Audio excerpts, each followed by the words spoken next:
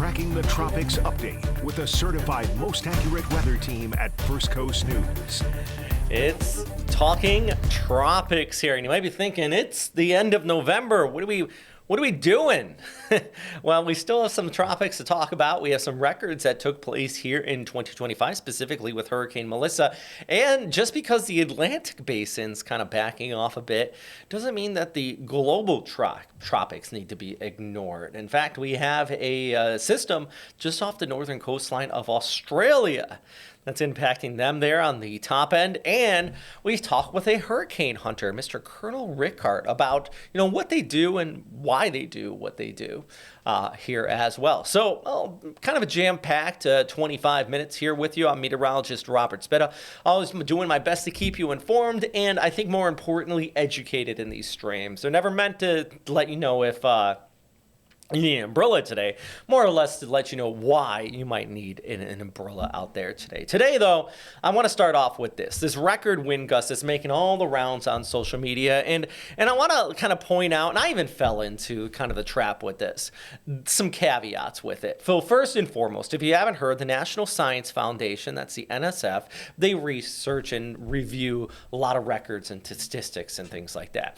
And they just released a paper yesterday confirming that a dropsonde inside of Hurricane Melissa, remember dropsondes are these things that we use to measure the wind speeds inside of storms, recorded a wind gust inside of that of 252 miles per hour, beating out the previous record of Typhoon Maggie from 248 miles per hour, which was a one-off hurricane recon. Actually flew into a super typhoon off the coast of the Philippines. I actually covered that in the Philippines, that one. Monster storm. But remarkably, there was a hurricane recon, or typhoon hunters, they like to call them, out of Guam that flew inside of that one. So this one, though, on November 19th, had that wind gust measured by a dropsonde just towards the south of Jamaica. So what I want to show you right now, before I get into some of the caveats here, and you're probably thinking, how did they measure it? What? Why? Let's talk about what the hurricane hunters do and what the instrument they use to measure this incredible wind gust here. So let's take a look at this video. Hurricane hunters provide a lot of information about a storm, but how are they getting inside? They're flying a plane called a WC-130J, like this one. It's a modified version of the C-130 plane that you might see dropping that red stuff on a fire out west. These planes are tough. They can fly for longer periods of time, and they can really take a beating. These airborne science missions are run by the 53rd Weather Reconnaissance Squadron, which has been flying into storms since 1944. In the cargo section of the plane, there are two different pallets of computer systems that take all of the data from the sensors on the plane's exterior to help determine what's going on inside the storm. The hunters also drop these parachute-type sensors called sondes, which float through the storm, relaying info about the storm's pressure, wind direction, and wind speed. That information all comes together, gets processed, and then is shared through the National Hurricane Center for us to share with all of you. I'm meteorologist Robert Speta, First Coast News, on your side. All right, so with that said, now that you know what happened here, the strongest gust via a dropsonde was reported on November 19th, 2025, just prior to landfall inside of Hurricane Melissa. But here are the caveats with this. It was via a dropsonde, which was measured about 100 feet off of the ground. But the strongest wind gust near the surface with a tropical cyclone was Olivia. And you might be thinking, what do you mean Olivia? Olivia was a cyclone off the northern coast of Australia, which, believe it or not, recorded a wind gust. An anemometer there reviewed by the WMO had 253 mile per hour winds, just a little bit higher. Plus, we've had wind gusts even higher than that on places like Mount Washington and the mountains and places like that. But we're talking specifically tropical, and it doesn't mean it was the strongest. If we rate it purely on pressure, Typhoon Tip from 1979, which was also during a period when hurricane or typhoon hunters was flying inside of typhoons in the 70s, measured a pressure of 870 millibars. So yes, it was the strongest wind gust by a dropsonde and also holds the record for the strongest wind gust for any Atlantic tropical system on record, but not globally. There is still a few other ones that may have taken it. But I think the key thing, though, from this is, one, it shows that the future of science inside of these tropical systems, because the reality is that winds over 200 miles per hour typically just absolutely destroy anemometers, and even dropsondes have a hard time. You have to like double check the data and everything like that inside just these monster storm systems. And two, it just shows that the hurricane hunters are a valuable resource, because we saw this wind gust and these initial pressure readings and just prior to landfall here in Jamaica, and it was just one more bit of information to digest in the models to help improve the weather forecast and help relay to people that, hey, there's a big, bad storm coming your way. So it just shows, one, the future of science and the research capability, and also the future of just being able to inform people out here who are impacted directly by these storm systems. And Melissa was a Cat 5. Once you get the Cat 5, I mean, the difference between a few miles per hour really doesn't make much of a difference. It's still going to be catastrophic damage. And we've seen that out here in some of these areas where this did come on shore. Just whole towns wiped clean. It is still an ongoing recovery, in fact, for some of these places after that. And in fact, if we just even take that aside, this wind gust measured via a dropsonde, Melissa, as far as the intensity at landfall via the NHC, it had sustained winds of 185 miles per hour, which ranks it tied for first place as the strongest hurricane at landfall on record. Maybe not out in the open ocean, but on landfall. And if we look purely at pressure at its peak intensity, it was down to 892 millibars, which, wow. Now, if you remember, I mentioned Typhoon Tip in the Western Pacific. That takes the cake for global. That was at 870. But 892 is respectable and didn't quite beat Wilma. Wilma was down to 882. 882. But that also was out over the open ocean as well. It wasn't even near land a weekend prior coming on shore. My point is, big storm, powerful here at Melissa, and it was a record. A lot of people are talking about that today. So I want to clear this up, kind of show you the caveats and why this is important. So I'm going to come back in just a minute. We're going to take a quick little break here. We're going to take a look at the global tropics, what's happening out here, what could be happening in the future in the Atlantic as well. So don't go anywhere. We'll be right back. Why do we come here? To reach for new heights. To dive to new depths. You can call it a team, even a community. That connection with others. We all deserve that. So why come here? This is why.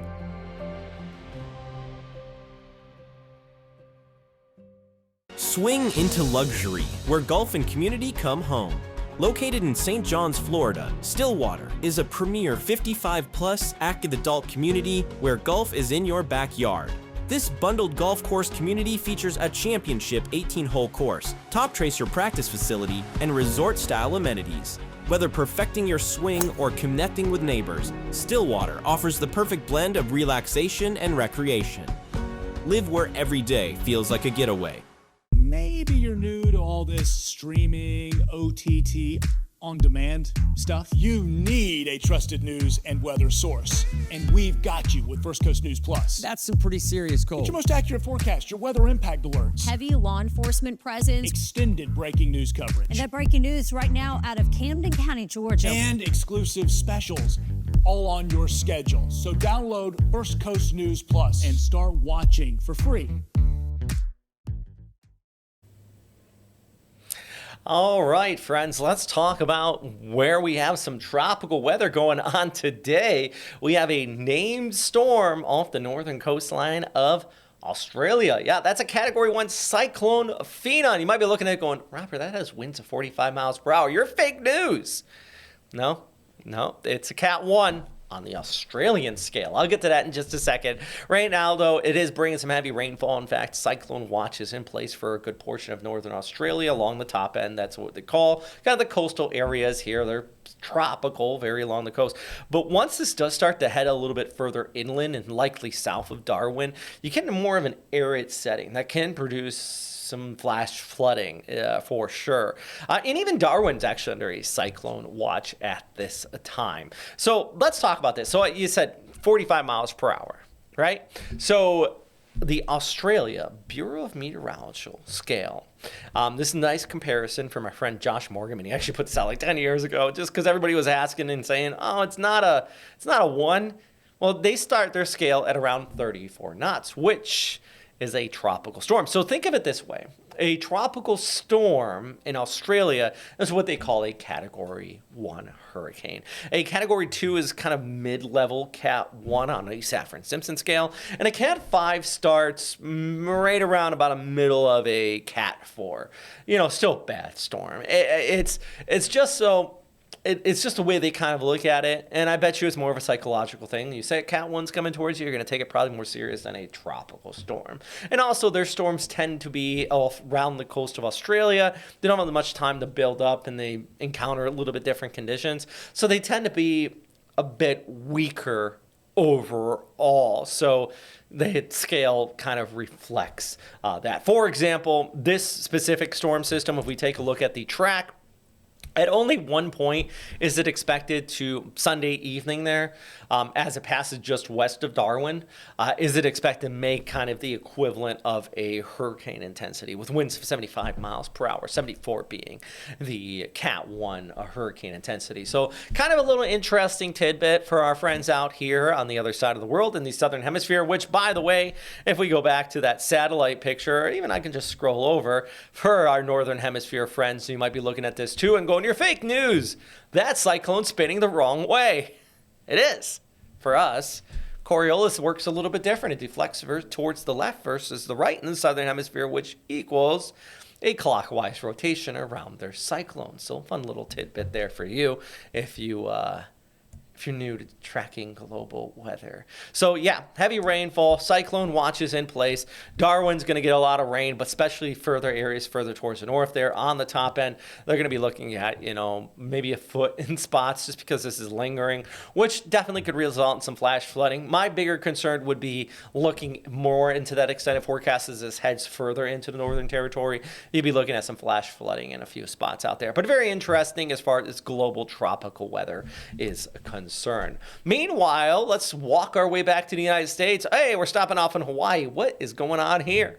Well, no tropical systems in Hawaii, but just a little tidbit. They have a winter weather advisory still in place. It's actually been in place for about 3 days now because at 13,000 feet up, they got snow falling. Yeah, a little weird, right? A little different, a little interesting.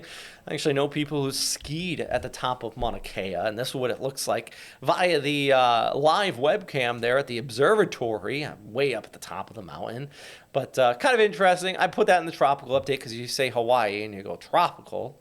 Well, Hawaii is great because it's a big mountain and it has all the different kind of environmental landscapes there. I'm sure if you're in Hilo on the Big Island or if you're in Oahu and Honolulu there, the weather's beautiful. Well, it might be cloudy and a little bit of rain because that same area that's bringing the rain is running up the mountains and condensing and freezing and creating that snowfall. Anyways, I thought it was interesting. All right, back to the tropics out here in the Atlantic right now. There's nothing. It's cool. It's literally cool. It's chilly right now. We got a lot of shear to continue to contend with. The shear is going to be the big factor in just resolving any tropical systems. You see the mid-level and upper-level winds going from west to east there across the Caribbean right now. Just putting the smack down on any tropical cyclone development out here in the Atlantic. And I would dare say, and everybody says, well, the hurricane season doesn't end until the end of November. Yeah, but at this point, I think we're safe. We are not here. I keep on forgetting to update this. This is September 15th. We're in mid-November, which is on the right side of that graphic. We have like a total amount of tropical energy in recorded history is only like 1% from here on out. The point is, it's like a 1% chance of something developing. And given the amount of shear and just everything going on out there in the tropics right now, we could put a pin in it. And I think you can start saying, hey, we're pretty good. We're safe out here at this point. But still, guess we'll always keeping an eye on it. Also on the West Coast, we got a little bit of a low, not tropical, but creating some flooding for our friends out there into California. They got a nice little atmospheric river going on, so you don't need a tropical system to see some flooding. We got that happening on that side of the world, and that area of low pressure that's been impacting that area is working its way towards the east and actually could bring some severe weather across central areas of the United States and maybe even the slightest chance of rainfall heading into the weekend across the southeast where we have an ongoing drought going on. So coming up at First Coast News at noon, noon and also every day at noon and every day at 5 and 6 and 7. We always talk about, what the forecast is. And we'll talk more about that chances of some precipitation in the extended forecast there. Before now, though, I'm going to leave you with a break here. And we come back, I have a very interesting and educational sit-down with Colonel Rickard. He is the head of the Hurricane Hunters, out of Keesler Air Force Base. And he talks to me about, how many storms he's been through and I guess in the end, why they do what they do. So we'll be right back, and you can see this really interesting conversation with our hurricane hunter. Cut the cord, get the app, stream free. Download the First Coast News Plus app, your trusted source for news, your weather, all your sports, and so much more on your time. Yeah, your schedule. Get your most accurate forecast, your weather impact alerts, extended breaking news coverage, and exclusive specials at a time that is convenient to you and your family. Download First Coast News Plus and watch for free right now. I knew I needed physical therapy to be able to get back to doing the things I want to do, specifically golf. Throughout Brooks Rehabilitation, with the 50+ locations we have, we see people with many injuries across the board. We're really looking to individualize a treatment plan and create goals together. That way they can get back to the sport or activity they love to do. I would definitely recommend Brooks to anyone who needs physical therapy. It enabled me to get back on the golf course to do what I want to do. Nothing breeds competition and camaraderie in a community like sports. It gets your adrenaline pumping. Sports has a unique way of bringing people together. Your First Coast Sports team understands that.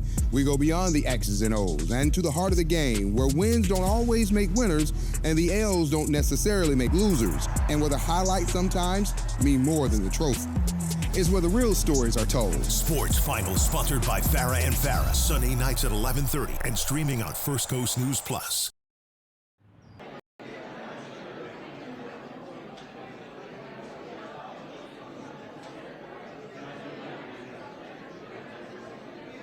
Make that forecast that much more accurate. But who is flying these planes into the middle of the hurricanes? Well, I had the opportunity to talk to one of the hurricane hunters, that is Colonel Ryan Rickard, about why they do what they do.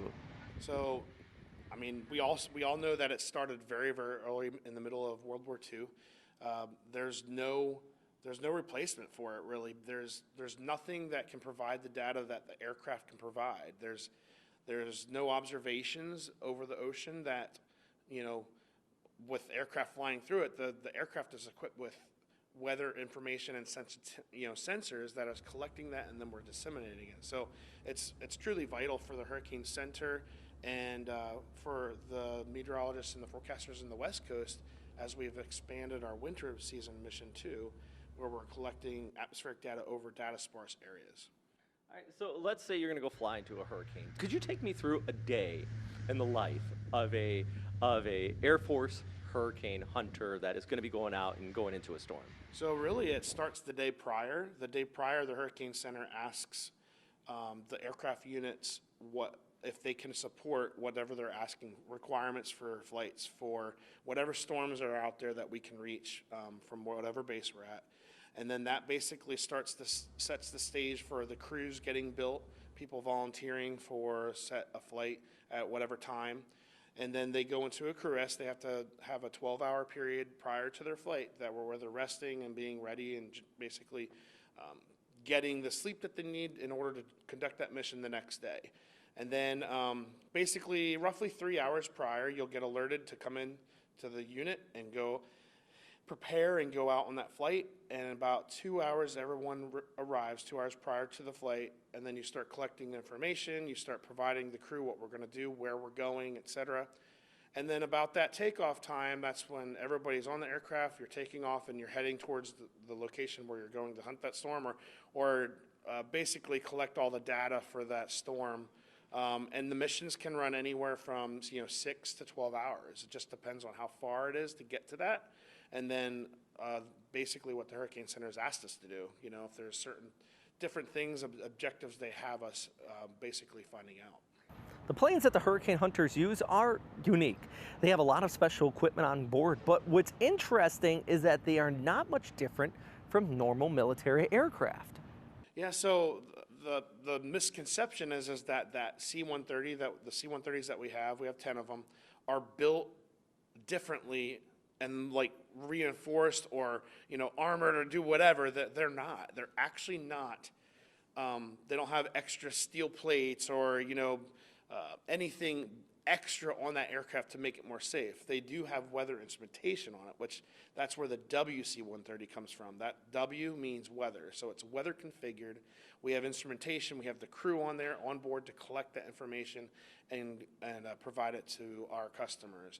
The one thing I will say that it does, it has the nose radar on there, just like other C-130s, but we have a software that enhances it, that allows us to determine, I would say, it allows us to determine whether or not there are tornadic signatures. It helps with the reflectivity of it and gives us more fidelity of what's actually happening in front of the aircraft. So who is flying into these Hurricanes? It's a lot more than just the one pilot.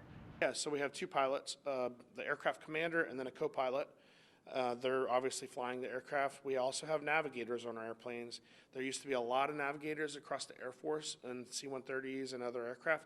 They've really basically cut back on that, but the navigator provides a crucial role in ours where they're looking at that radar to help assist us and tell us what might or might not be good things to fly through, et cetera. And then we have the flight meteorologist and then the load master, the drop zone operator in the back. They're the ones that are collecting all the data.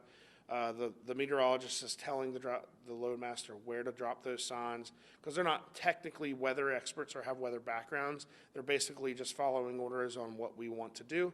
And then we are basically, the meteorologists are conducting the entire mission and meeting the objectives of the customers, telling them where we need to go next or what we need to do next. And then we're ensuring that weather information that's getting sent off the airplane is, as accurate as it possibly can be.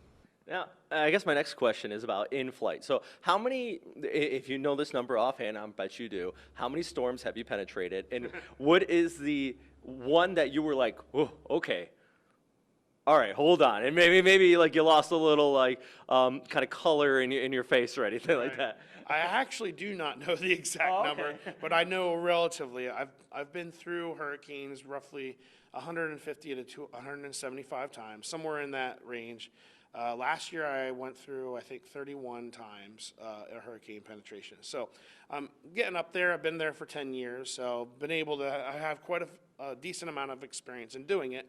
And then I would say there's been a handful of wow or oh my, moments, but the one that I've been kind of harping on while I've been here is the Hurricane Irma experience.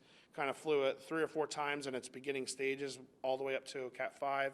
And when it deepened and it hit its peak intensity, that was one of the ones that I was just like, oh my gosh.